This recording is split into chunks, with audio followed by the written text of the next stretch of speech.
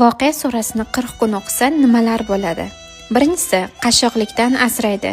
Rivoyatlarda aytilishicha, Voqea surasini doimiy o'qigan kishi faqirlikka duchor bo'lmaydi. Ikkinchisi, rizq kengayishiga sabab bo'ladi. Ayniqsa kechasi o'qilsa, rizq barakali bo'lishiga sabab bo'ladi. Uchinchisi, oxiratni eslatadi. Dunyo tashvishiga berilib ketgan qalbni uyg'otadi. Oxiratga tayyorgarlikni kuchaytiradi. To'rtinchisi, qalbga xotirjamlik beradi.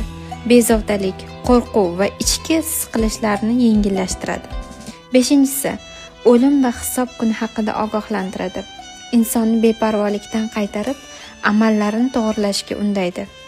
Oltinchisi, Allohga yaqin bo'lishga chaqiradi. Allohga yaqin bo'lganlar haqida o'ylashga majbur qiladi. Yettinchisi, iymonni mustahkamlaydi. Qalbda sabr, tavakkul va qanoat hissini kuchaytiradi. Sakkizinchisi, har kecha o'qilsa yaxshi odatga aylanadi.